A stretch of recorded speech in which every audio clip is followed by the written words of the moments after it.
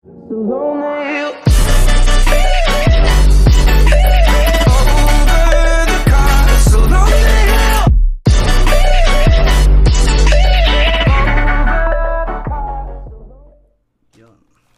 ayun guys, dumating na siya. Katulad ng sabi ko sa first video, pagdating ng shipping from Smart, i-unbox na natin yung corporate SIM na nakuha ko. Kuha lang tayo ng pang unbox natin.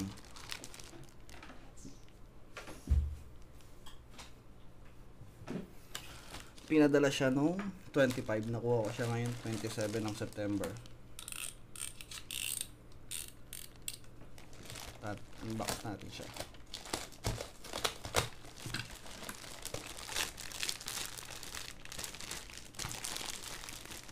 Ang carrier pala niya ay DHL. Partner yata siya ng DHL.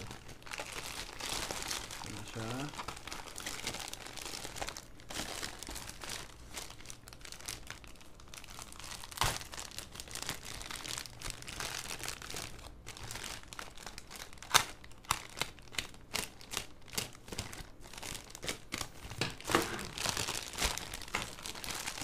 Ang kasama ay tanan, wala na,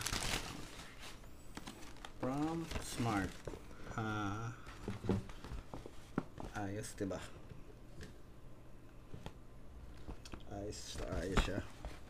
Yan ang kasama niya. Basic lang yung camera natin. Nakuha na siya. Natin ang sa loob ay tanan, Samsung with SIM card. Yan po yung SIM card, naka-attach siya. Samsung A50 from Smart, sealed. And then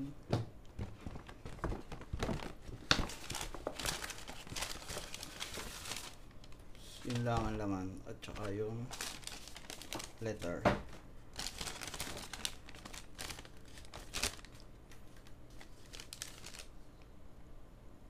So ngayon, ite-testing natin yung speed niya gamit ang SIM card na kasama.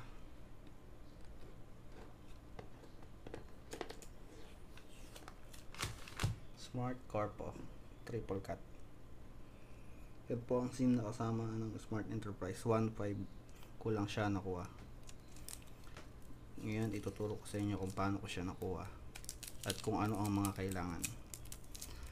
So babalik ako guys, isasalpa ko lang siya sa modem ko.